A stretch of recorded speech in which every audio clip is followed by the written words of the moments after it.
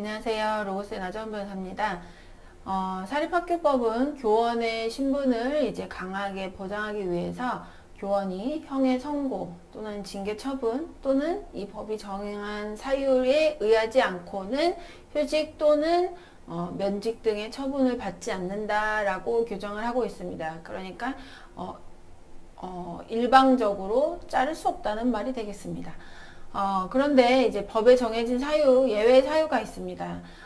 그 학급 내지는 학과가 개폐가 되어서 그 교수의 직이, 교원의 직이 없어지거나 아니면 과원이 된 경우, 그런 경우에는 이제 면직을 할 수 있도록 그렇게 규정을 하고 있습니다. 그런데 학급 또는 학과의 개폐로 인해서, 폐직이나, 학과가 폐지되거나 편제가 축소되는 거, 이것은 이제 학칙에 따라서 적법한 학칙의 개정 절차에 따라서 이루어져야 하고, 그 학칙 개정 절차가 제대로 지켜지지 않은 경우에는 그 학칙 자체에 하자가 있는 것이 되기 때문에 이 면직도 결과적으로 이제 위법한 것이 되게 됩니다. 하자가 있어서 무효가 되는 것입니다.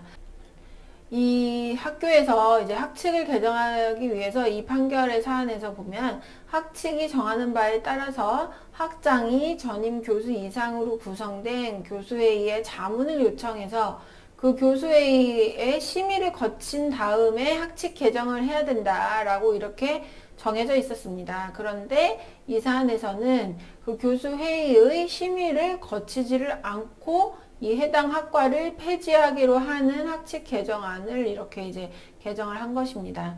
그렇기 때문에 이 학칙 개정이 절차를 지키지 않은 하자가 있는 것이죠.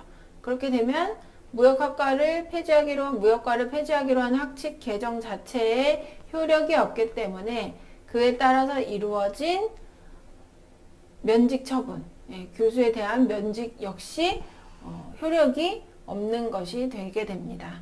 그래서 결과적으로 이 면직은 무효다라는 것이 대법원까지 가서, 3심까지 가서 그렇게 결론이 난 사안이었습니다. 네. 그래서 중요한 부분은 면직 자체가 부당하다. 나를 왜 면직을 시켰냐라는 사유를 이제 여러 가지를 주장해 볼 수가 있습니다.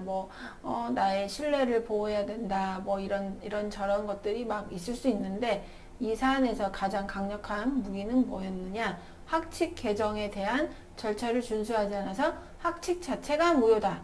네. 그래서 이 면직도 무효다라는 결론에 이른 사안이었습니다.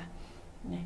어떤 것을 이제 공격의 방법으로 삼을 수 있는지는 사실 사안마다 굉장히 상이한데, 가장 효과적인 것을 이제 찾을 수 있어야 되겠죠.